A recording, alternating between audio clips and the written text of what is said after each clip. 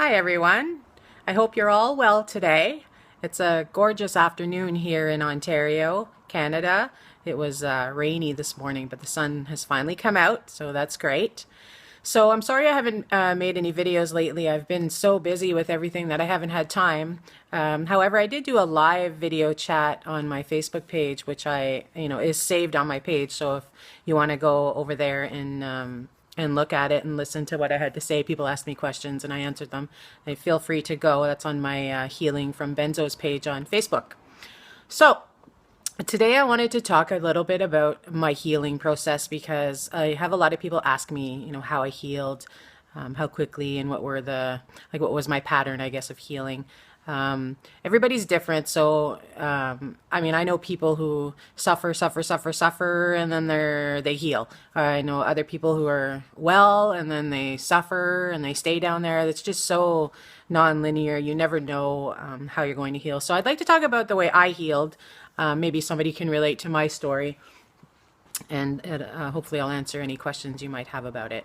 So again, from my other videos, everyone knows that I was really sick while still on the Klonopin. And for anyone who hasn't seen my other videos, I was on Klonopin for almost 7 years at 1.5 milligrams every day. And I tapered in 3 months. So I tapered really quickly because I was so sick.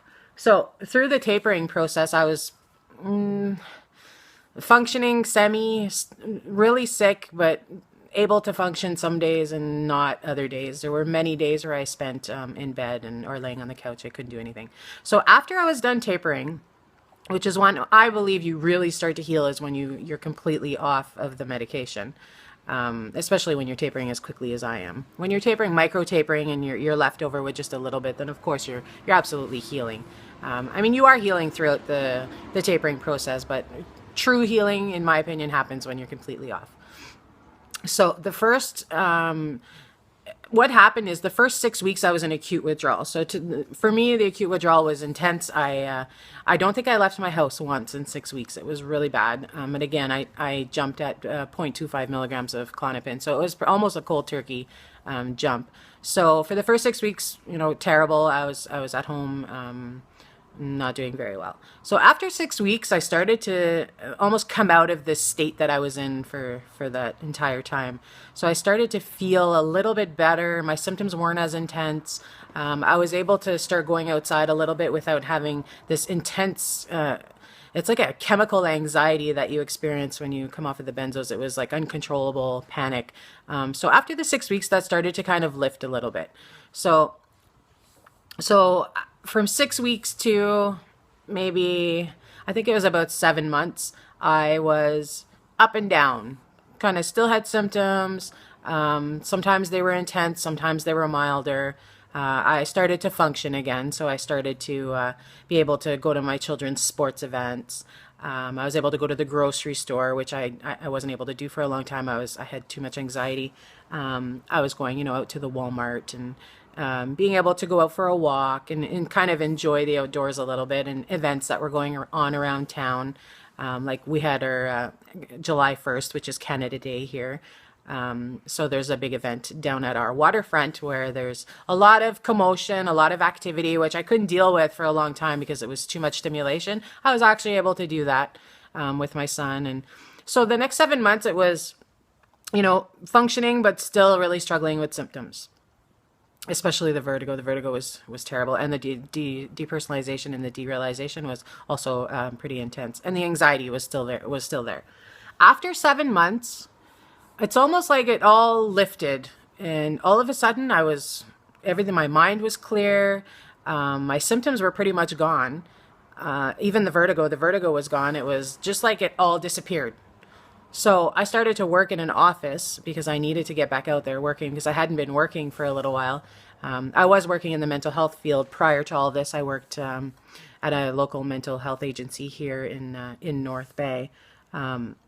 So since I got sick, I was off. So I figured it's time for me to get back out there and start working. So I took a job in an office to try to get me used to being out there again and working full time. And so I took a 40-hour-a-week job, Monday to Friday, 8:30 to 5 type of job.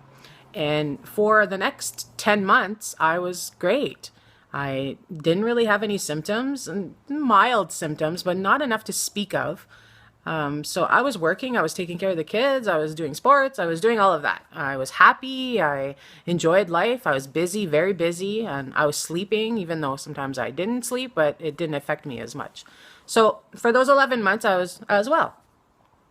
And then after that, I left my job because it was just not the job for me. So I left my job, and then I got pancreatitis, which is something I've had in the past since being on benzos, actually. This was my third attack of pancreatitis. So I ended up in the hospital, and I spent a week there.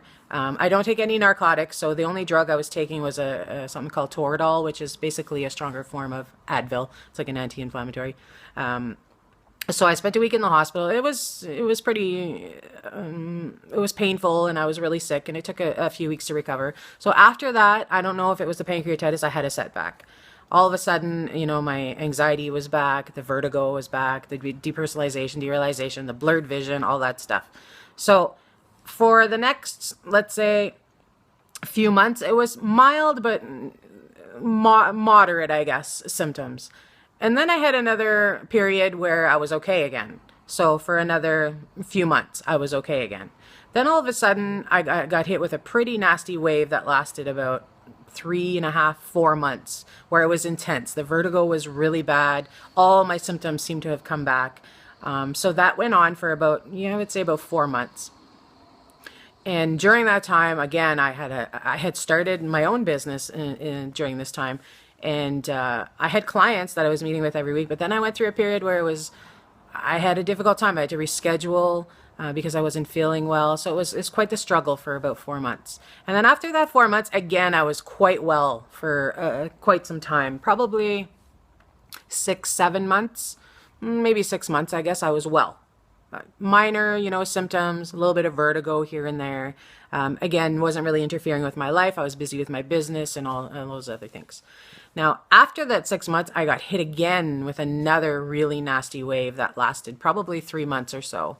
And it was pretty intense as well. Now, after that 3 months, it's like I woke up one morning and everything was gone and I was all better and I was able to go on with my life. So I was healed. Just like that. After all this time and all this worry, I just woke up one day and was like, oh, I feel normal. I can think clearly. I'm not afraid. I don't have all these irrational thoughts. I can see the world again. It doesn't feel like I'm dreaming all the time and like I'm not really a part of life. I can look at my children and feel for them and love them, and I can read a card or a story that's touching, and I could cry because it touched me in a way that I can reach those emotions again, which I didn't for so long. So I began living without worrying. It took a while to get that fear out of my mind that it could come back and I could wake up tomorrow and not feel well. So you kind of anticipate that, even though you try not to. I really work with my mind, and I train myself not to believe, all the thoughts, but it's still difficult. So I went through that for quite some time. And now I don't think about withdrawal anymore. I don't worry about how I'm going to feel. I can plan things. I can go out of town. It's normal life again. And it seems like I've been healed, but it seems like every few months I feel even better. So it's almost like I'm still healing even more, even though I feel like I'm healed now, if that makes any sense. So it just keeps getting better and better. So that's the way that I healed. Not everybody has that type of healing, but for me, and it was a little discouraging because I was well for so long and got hit with waves. So it was difficult, but you know what? I got through it, and it made me a stronger person. This experience really does make you stronger, more humble. You can take on the world after this. Like, I'm not afraid of things anymore. Things that I used to think were horrible or just minor setbacks. You see life so differently after this process.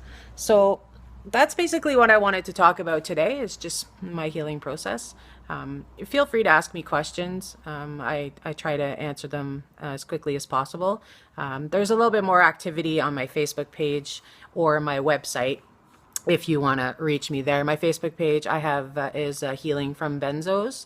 And my website is www.leehardyanxietysupport.com. So you can reach me at any of those if you ever have anything to ask. You could suggest maybe something else I could talk about in a video. I do want to address parenting while in withdrawal. So I think I was supposed to do a video about that, but I haven't done that one yet, but I will. So probably, hopefully within the next few days or so, I'll work on that video. So I hope everyone is well, and please, please remind yourself every day that this is temporary and you will get better. You will get past this and you'll have a good life again. Okay? Take care. Bye.